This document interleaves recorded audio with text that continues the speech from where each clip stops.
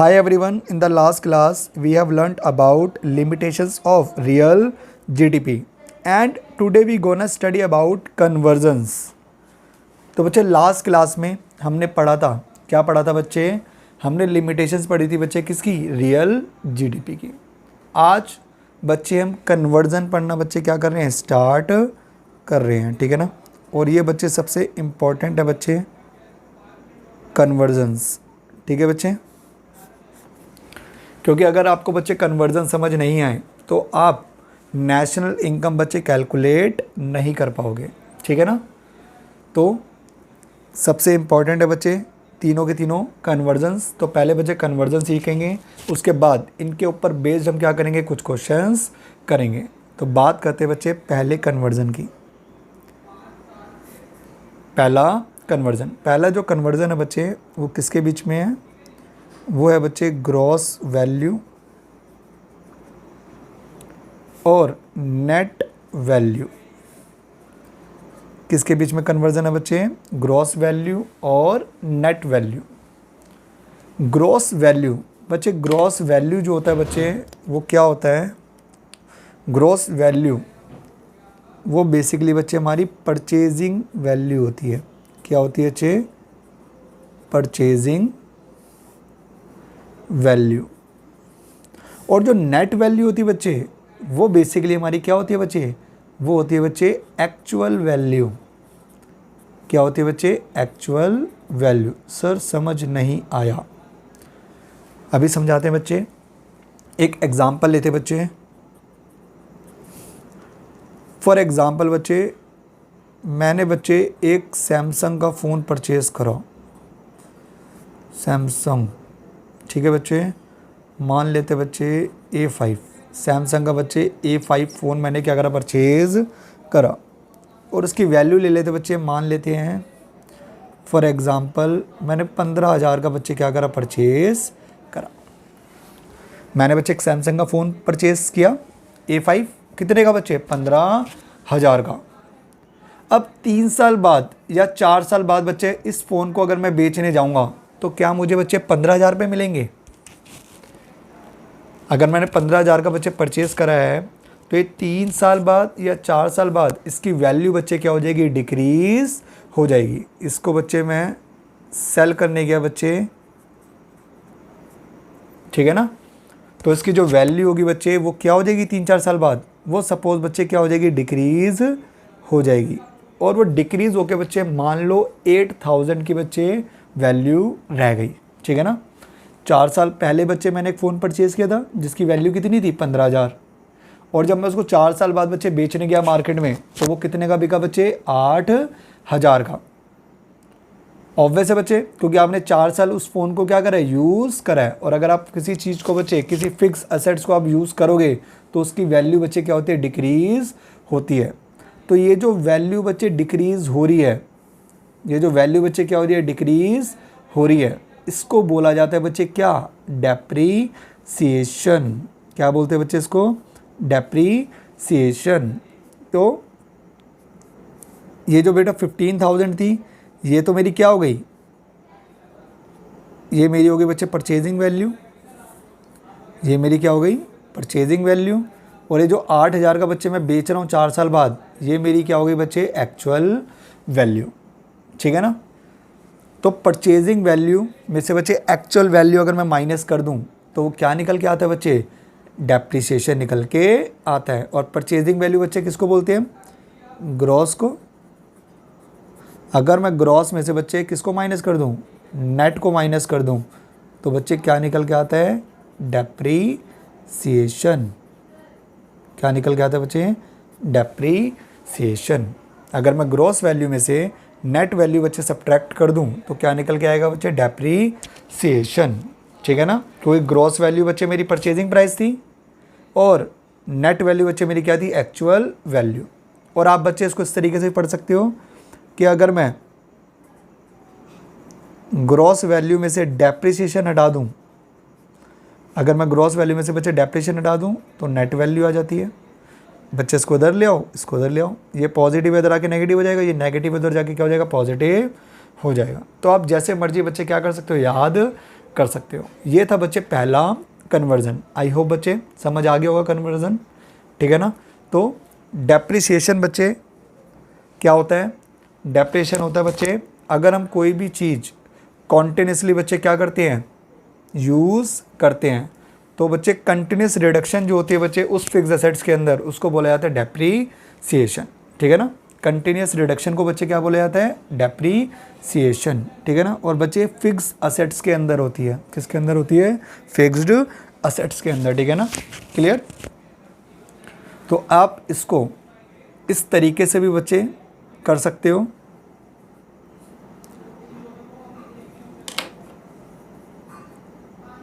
इस तरीके से बच्चे बना लेना, ग्रॉस और नेट। अगर आपको ग्रॉस से बच्चे कहाँ जाना है? नेट पे जाना है। ग्रॉस से बच्चे कहाँ जाना है? नेट पे।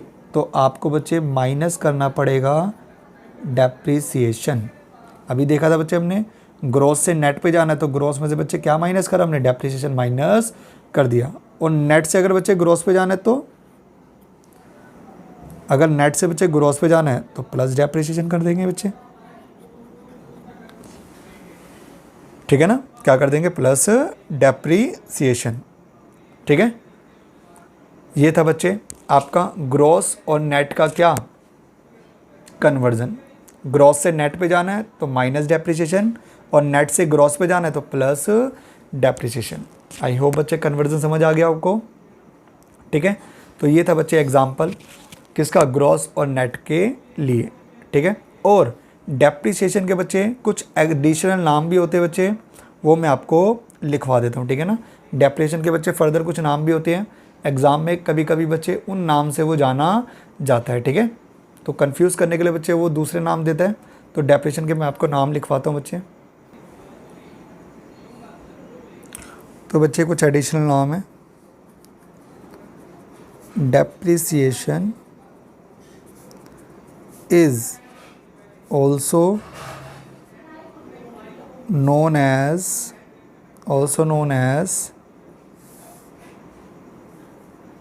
current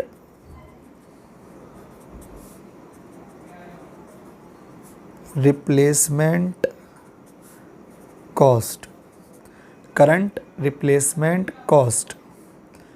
दूसरा बच्चे नाम है इसका replacement cost of fixed factor. Replacement cost of fixed factor. और बच्चे नाम है इसका consumption of fixed capital. Consumption of fixed capital, ठीक है बच्चे। तो ये बच्चे नाम है किसके? डेप्रिसिएशन के। Depreciation is also known as current replacement cost, replacement cost of fix factor और कंजम्पशन ऑफ फिक्स्ड कैपिटल। इन नाम से बच्चे डेप्रिसिएशन जाना जाता है, ठीक है ना। तो कभी कभी बच्चे एग्ज़ाम में आपको इन नाम से बच्चे वैल्यूज़ दे रखी होगी, तो आपको ये चीज़ पता होनी चाहिए कि ये किसके नाम है बच्चे? डेप्रिसिएशन के नाम है।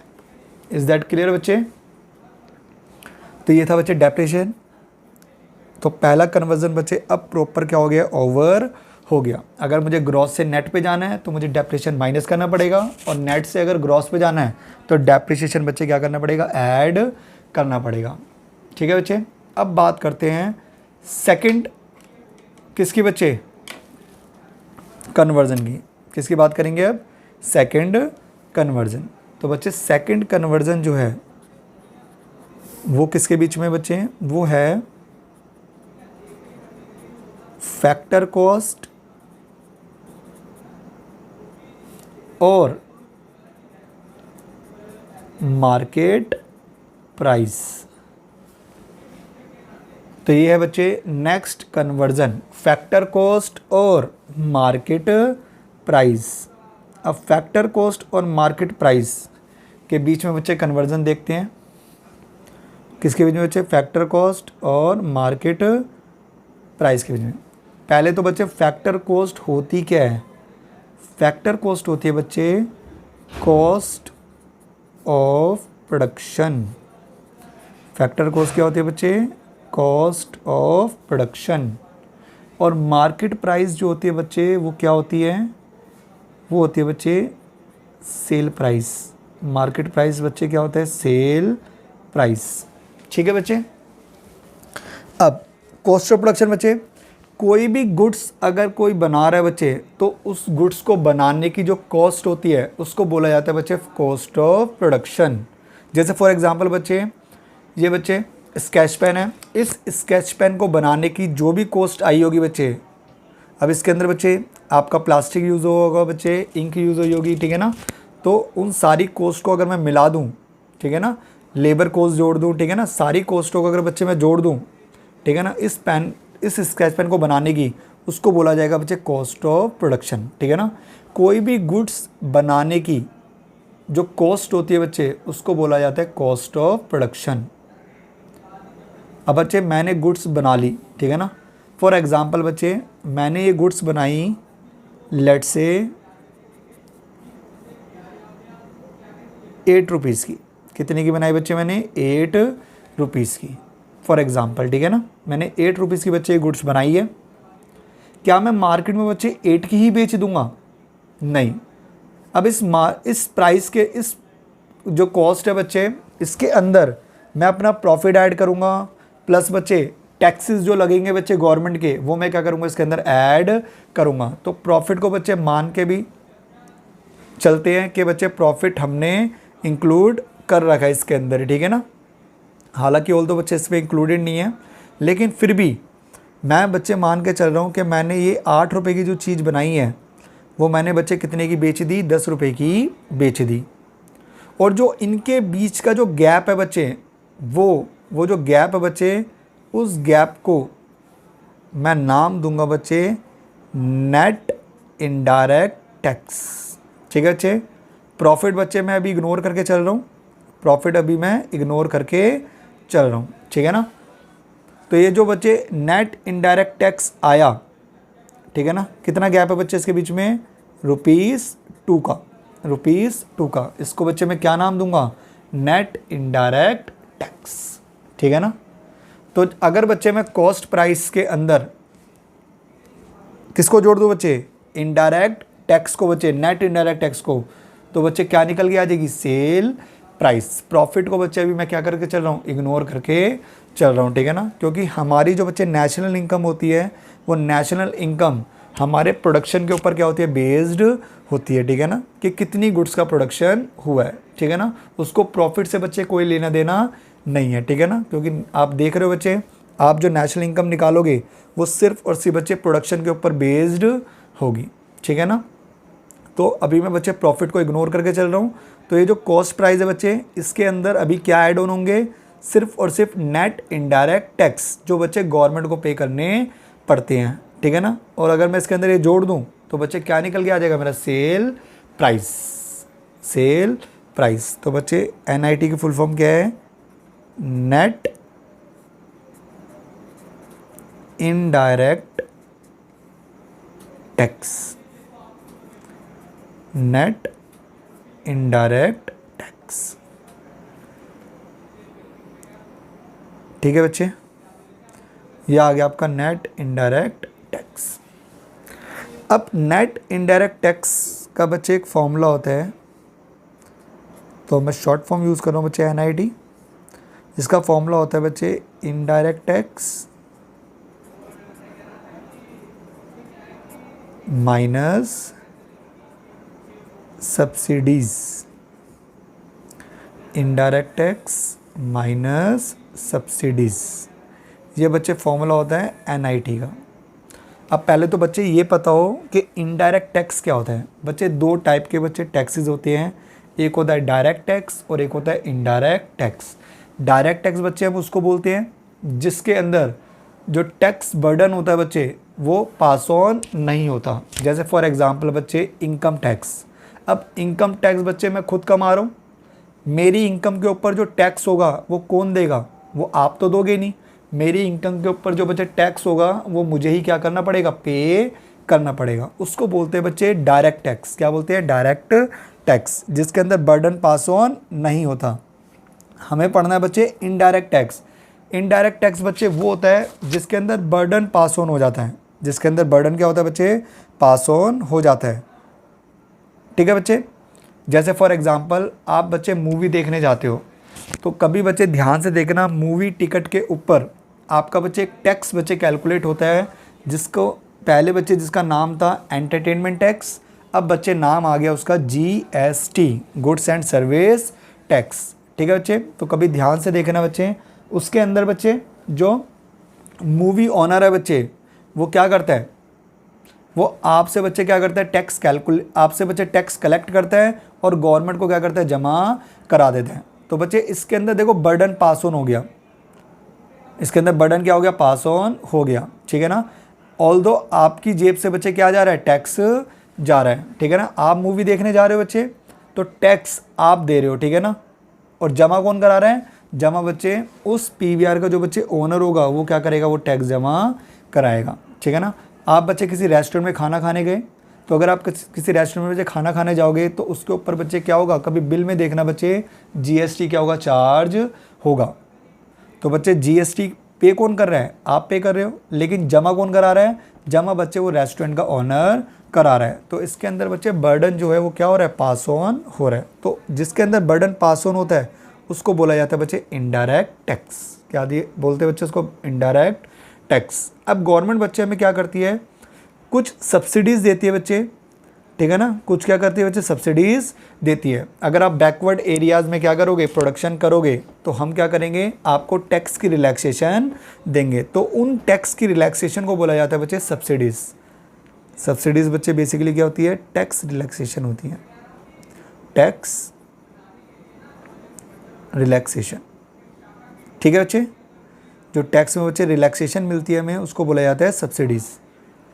ठीक है, अब तो बच्चे NIT कैसे निकालोगे, अब इनडायरेक्ट टैक्स, जितने भी टैक्स है बच्चे वो माइनस में सब्सिडीज़, जो भी टैक्स में रिलैक्सेशन दी गई है बच्चे, उसको क्या कर दोगे आप, माइनस कर दोगे। तो वो आपका निकल के आ जाएगा बेटा नेट इनडायरेक्ट टैक्स। ठीक है ना, वो क्या आ जाएगा आपका, नेट इनडायरेक्ट टैक्स, जो आपको बच्चे क्या करना पड़ेगा, पे करना पड़ेगा। ठीक है, तो NIT बच्चे किसके अंदर इंक्लूड होता है, कॉस्ट ऑफ प्रोडक्शन में।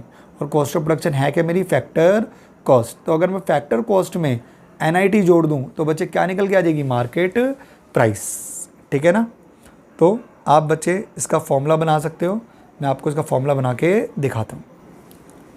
तो इसका फॉर्मूला बच्चे क्या बनेगा, अगर मैं फैक्टर कॉस्ट में ऐड कर दूं बच्चे क्या, NIT, तो बच्चे क्या निकल के आ जाएगा, मार्केट प्राइस। क्या निकल के आ जाएगा बच्चे, market price. Factor cost plus NIT equal to market price. Is that clear बच्चे। तो ये आपका बच्चे फॉर्मूला क्रिएट हो गया। अब इसको बच्चे फिर से एरो से बना लेते हैं। ठीक है ना, ताकि बच्चे वो एरो हमारे बच्चे दिमाग में छप जाए। कैसे बच्चे, FC मतलब बच्चे फैक्टर कॉस्ट, MP बच्चे मार्केट प्राइस। फैक्टर कॉस्ट से बच्चे मार्केट प्राइस पे जाओगे, फैक्टर कॉस्ट से बच्चे किस पे जा रहे हो, मार्केट प्राइस पे। तो गवर्नमेंट को बच्चे क्या देने पड़ेंगे, इनडायरेक्ट टैक्स देने पड़ेंगे। क्या करने पड़ेंगे बच्चे, गवर्नमेंट को इनडायरेक्ट टैक्स देने पड़ेंगे। फैक्टर कॉस्ट से अगर मार्केट प्राइस पे जाओगे तो गवर्नमेंट को बच्चे क्या देने पड़ेंगे, नेट इनडायरेक्ट टैक्स। और मार्केट से बच्चे फैक्टर कॉस्ट पे आओगे, मार्केट प्राइस से फैक्टर कॉस्ट पे आओगे, तो बच्चे माइनस कर दोगे आप नेट इनडायरेक्ट टैक्स, क्योंकि बच्चे फैक्टर कॉस्ट के अंदर सिर्फ और सिर्फ कॉस्ट ऑफ प्रोडक्शन होता है। ठीक है ना, उसके अंदर बच्चे कोई भी टैक्स इंक्लूड नहीं होता। तो मार्केट प्राइस से अगर फैक्टर कॉस्ट पे जाओगे तो बच्चे माइनस NIT, और फैक्टर कॉस्ट से मार्केट प्राइस पे आओगे तो बच्चे क्या करोगे, प्लस NIT। आई होप बच्चे आपको ये कन्वर्जन क्लियर हो गया होगा कि ऐसा क्यों होता है। ठीक है ना, तो ये रीज़न था बच्चे आपके दूसरे कन्वर्जन का। आपको बच्चे देखो रटना नहीं है, रटने से बच्चे आप अभी याद कर लोगे, बाद में आप भूल जाओगे, ठीक है ना। तो आपको ये पिक्चर ध्यान रखनी है, ठीक है ना। आपको अगर ये एग्जाम्पल ध्यान रहेगा तो आप कभी नहीं भूलोगे इस कन्वर्जन को, ठीक है ना। और ये कन्वर्जन बच्चे बहुत इंपॉर्टेंट है, हर क्वेश्चन में बच्चे यूज़ होगा, ठीक है ना। तो ये था बच्चे आपका सेकेंड कन्वर्जन। और बच्चे NIT का मैं फॉर्मूला आपको लिखवा ही चुका हूँ। NIT इक्वल टू बच्चे क्या होता है, indirect tax minus subsidy, indirect tax minus subsidy, ठीक है बच्चे। ये आपका दूसरा कन्वर्जन हो गया। अब बात करेंगे बच्चे किसकी, हमारे तीसरे कन्वर्जन की। किसकी बात करेंगे बच्चे, तीसरे कन्वर्जन की। और तीसरा जो बच्चे कन्वर्जन है वो कन्वर्जन है बच्चे, वो कन्वर्जन है बच्चे domestic income as well as national income. और बच्चे मैंने दोनों आपको डिटेल में पढ़ाया था बच्चे कि डोमेस्टिक इनकम क्या होती है और नेशनल इनकम क्या होती है। डोमेस्टिक इनकम बच्चे उसको बोला जाता है जो हमारी डोमेस्टिक टेरिटरी से बच्चे क्या की गई है, अर्न की गई है। जो हमारी डोमेस्टिक टेरिटरी से बच्चे क्या की गई है, अर्न की गई है। और उस इनकम को बोला जाता है बच्चे डोमेस्टिक इनकम। और नेशनल इनकम बच्चे क्या होती है, नेशनल इनकम बच्चे वो इनकम होती है जो एक साल के अंदर नॉर्मल रेजिडेंट्स ने बच्चे एक साल के अंदर जितनी भी इनकम क्या करी है, अर्न की है, ठीक है ना, उसको बोला जाता है नेशनल इनकम, ठीक है ना। वर्ड है बच्चे यहाँ पे नॉर्मल रेजिडेंट और यहाँ पे वर्ड है बच्चे डोमेस्टिक टेरिटरी। तो आपको पता होना चाहिए बच्चे डोमेस्टिक टेरिटरी बच्चे क्या होती है और नॉर्मल रेजिडेंट बच्चे कौन होते हैं, ठीक है ना। तो ये मैं ऑलरेडी बच्चे डिस्कस कर चुका हूँ कि डोमेस्टिक टेरिटरी क्या है और नॉर्मल रेजिडेंट कौन होते हैं, ठीक है ना। तो डोमेस्टिक इनकम बच्चे वो इनकम जो कहाँ पे अर्न हुई है बच्चे, जो अर्न हुई है बच्चे कहाँ पे, डोमेस्टिक टेरिटरी, डोमेस्टिक टेरिटरी, ठीक है बच्चे। और नेशनल इनकम बच्चे by normal residents, by normal residents, ठीक है बच्चे, जो नॉर्मल रेजिडेंट के द्वारा बच्चे अर्न की गई है, ठीक है। अब डोमेस्टिक इनकम और नेशनल इनकम, इसमें बच्चे क्या कन्वर्जन है, इसमें बच्चे जो कन्वर्जन होता है ना, वो सिर्फ कन्वर्जन जो होता है बच्चे, वो क्या कन्वर्जन होता है, मैं आपको बच्चे कन्वर्जन दिखाता हूँ। इसको इस तरीके से बना लेते बच्चे हम, डोमेस्टिक और नेशनल, डोमेस्टिक और नेशनल। अगर बच्चे डोमेस्टिक से आपको नेशनल पे जाना है, डोमेस्टिक से बच्चे किस पे जाना है, आपको नेशनल पे जाना है, तो बच्चे इसके अंदर हम ऐड कर देते हैं NFIA को। बच्चे किसको ऐड कर देते हैं, NFIA। अभी NFIA बच्चे क्या है मैं भी आपको समझाता हूँ बच्चे। और अगर आपको बच्चे नेशनल से डोमेस्टिक पे जाना है तो बच्चे हम माइनस कर देते हैं NFIA। अभी बच्चे क्लियर हो जाएगा ये NFIA है क्या, अभी कन्वर्जन बच्चे पूरा समझ आ जाएगा आपको। NFIA बच्चे किसको बोलते हैं हम, net factor income from abroad, net factor income from abroad, ये बच्चे इसकी फुल फॉर्म है NFIA की, net factor income from abroad। अब बच्चे NFIA है क्या, ध्यान से समझे बच्चे NFIA है क्या। इसको बच्चे मैं एग्जाम्पल से समझाता हूँ, ठीक है ना, उससे क्लियर होगा। तो एग्जाम्पल देखते हैं बच्चे, फिर से बच्चे, ठीक है बच्चे, ये हमारा India,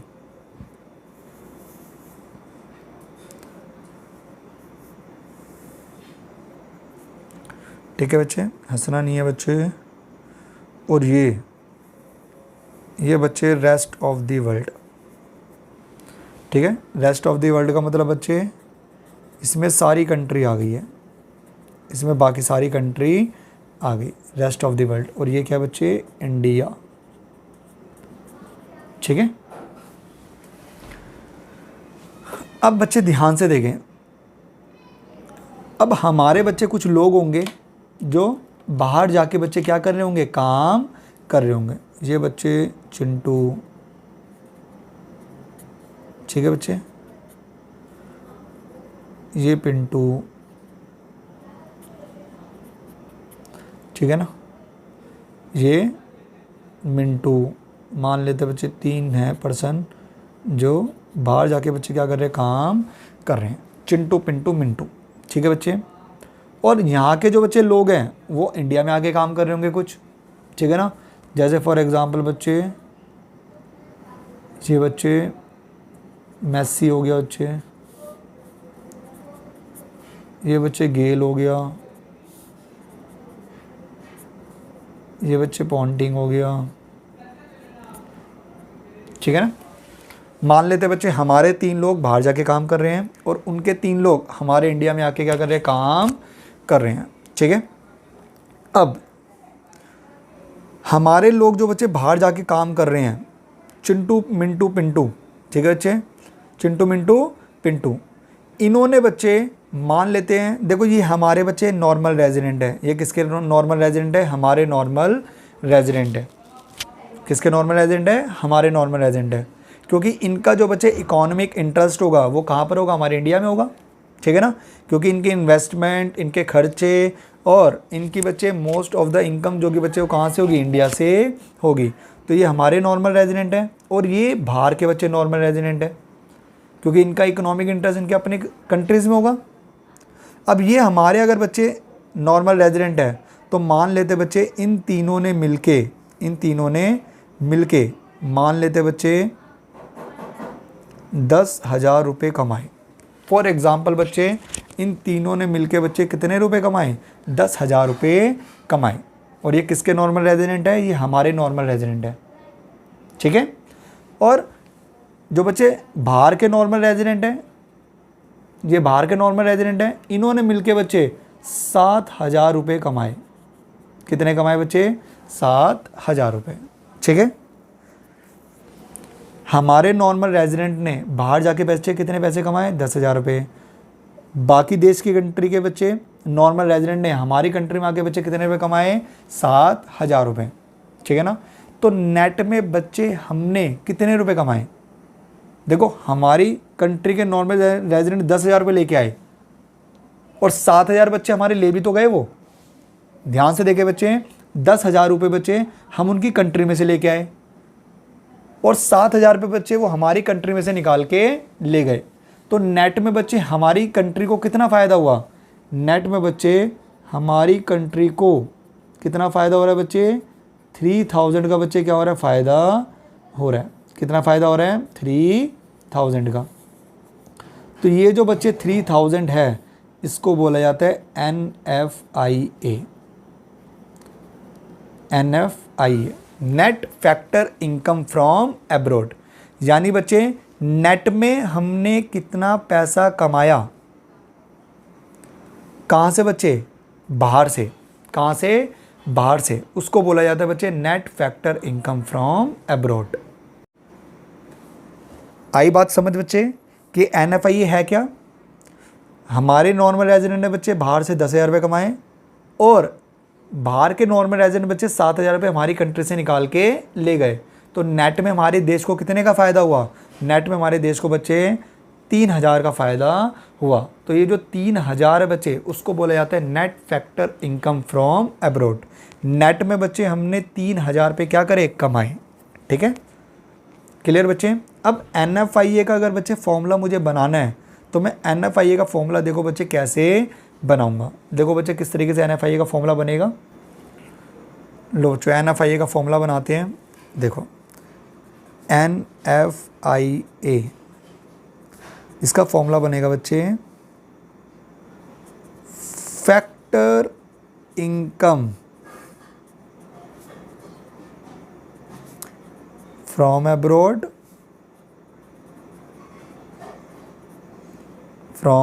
abroad minus factor income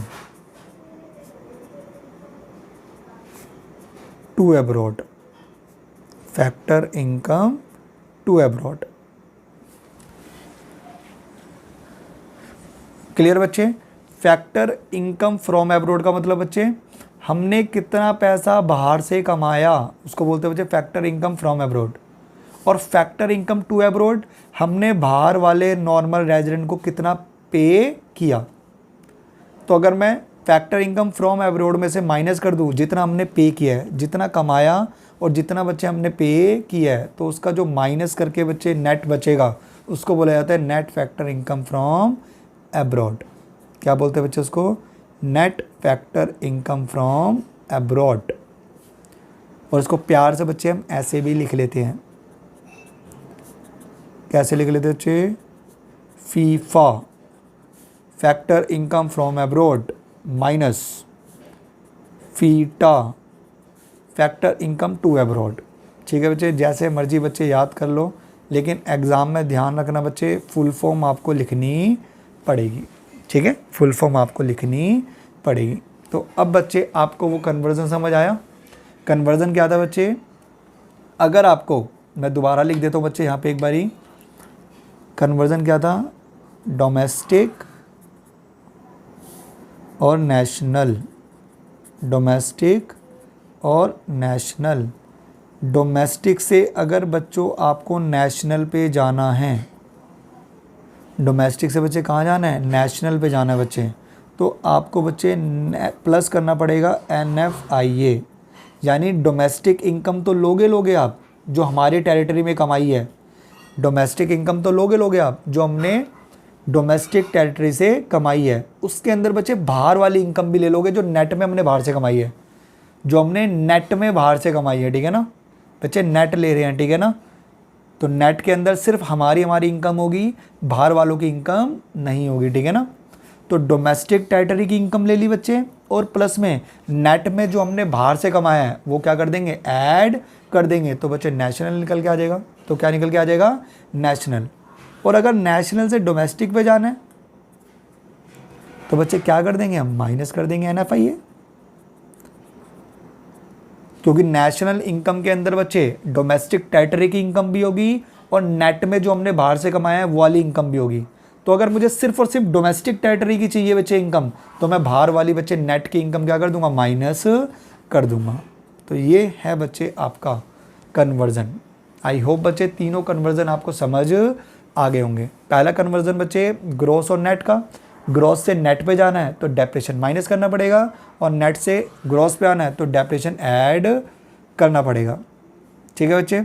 दूसरा कन्वर्जन फैक्टर कॉस्ट और सेल प्राइस या फिर मार्केट प्राइस। फैक्टर कॉस्ट से मार्केट प्राइस पे जाना है तो बच्चे आपको टैक्सेस देने पड़ेंगे, तो आप प्लस करोगे NIT। और अगर आपको मार्केट प्राइस से बच्चे फैक्टर कॉस्ट पे जाना है तो आपको बच्चे NIT क्या करना पड़ेगा? माइनस करना पड़ेगा। और तीसरा बच्चे डोमेस्टिक से नेशनल पे जाना है तो NFIA ऐड करोगे, और नेशनल से डोमेस्टिक पे जाना है तो NFIA माइनस करोगे। और NFIA बच्चे कैसे निकाला जाता है? FIFA minus FITA. ठीक है बच्चे, तो ये था आपका बच्चे तीसरा कन्वर्जन। आई होप बच्चे तीनों कन्वर्जन क्लियर हो गए होंगे। कोई भी डाउट हो बच्चे तीनों कन्वर्जन से रिलेटेड तो आप मुझसे बच्चे कमेंट सेक्शन में पूछ सकते हो। ठीक है बच्चे। अब बच्चे हमने तीनों कन्वर्जन पढ़ लिए।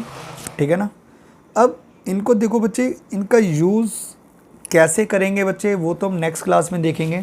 ठीक है ना, लेकिन इनको रिप्रेजेंट करने का बच्चे देखो तरीका क्या होता है। देखो रिप्रेजेंट करने का बच्चे तरीका,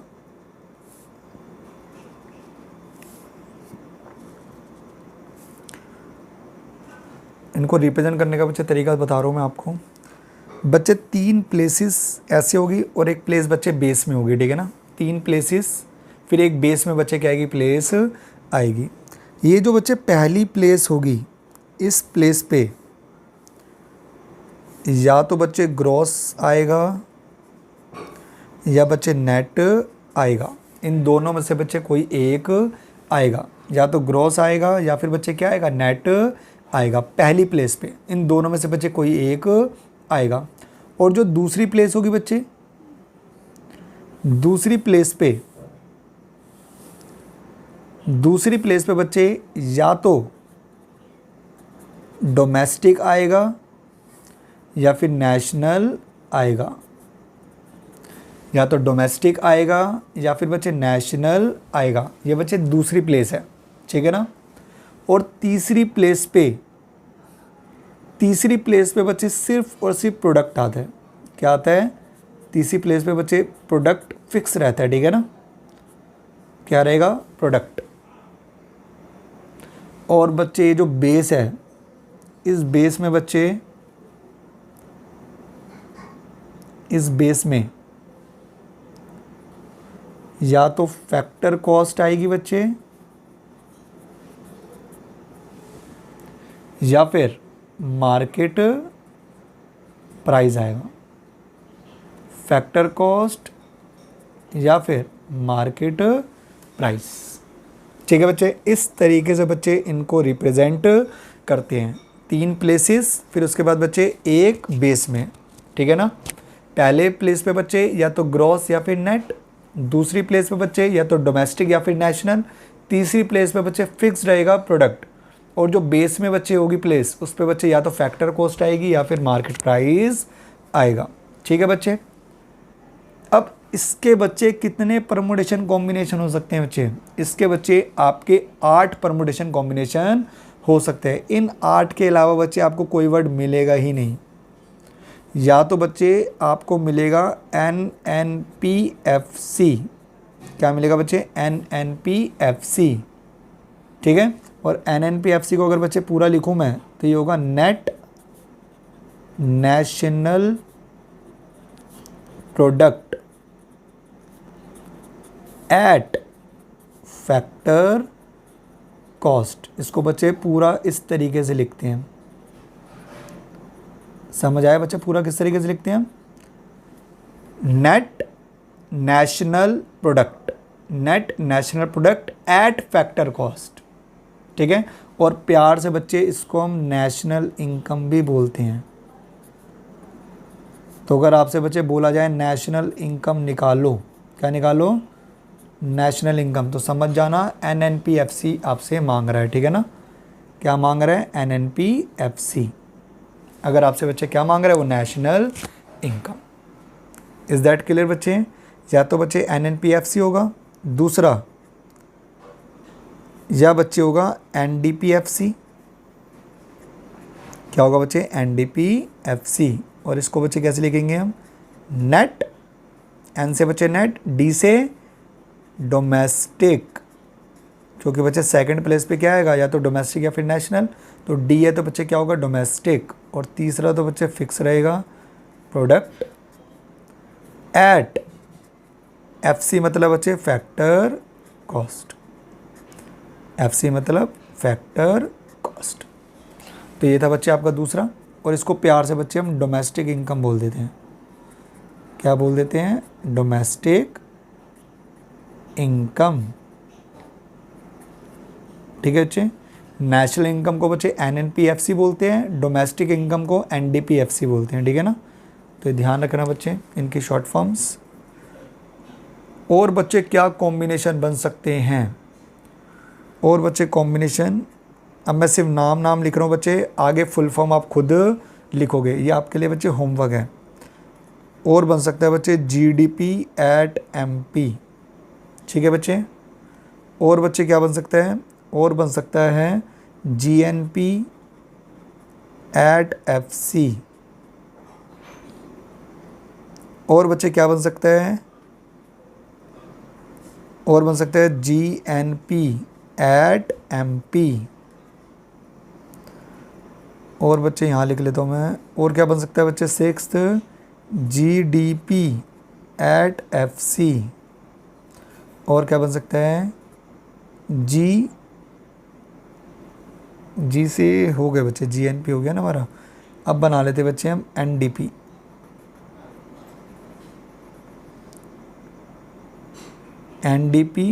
एट MP।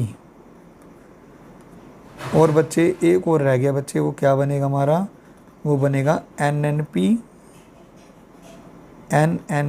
Eight MP। ठीक है बच्चे, तो ये टोटल बच्चे 8 कॉम्बिनेशन हो सकते हैं, इसके अलावा बच्चे कोई कॉम्बिनेशन बनेगा ही नहीं। तो आई होप बच्चे आपको तीनों कन्वर्जन समझ आ गए होंगे, और प्लस आपको किस तरीके से रिप्रेजेंट करना है बच्चे ये भी समझ आ गया होगा, ठीक है ना। तो अब इनके ऊपर बेस बच्चे हम कुछ क्वेश्चंस करेंगे, वो करेंगे हम नेक्स्ट क्लास में। तो नेक्स्ट क्लास में बच्चे आपको कन्वर्जन बच्चे प्रॉपर याद होने चाहिए, ठीक है ना। जब तक आपको कन्वर्जन याद नहीं होंगे तब तक बच्चे आप क्वेश्चन सॉल्व नहीं कर सकते, ठीक है ना। तो इन्हीं कन्वर्जन के ऊपर बेस बच्चे नेक्स्ट क्लास में हम क्वेश्चन लेंगे। कोई भी अगर डाउट हो बच्चे तो आप कमेंट सेक्शन में पूछ सकते हो। Thank you for watching my video, stay tuned. ठीक है बच्चे।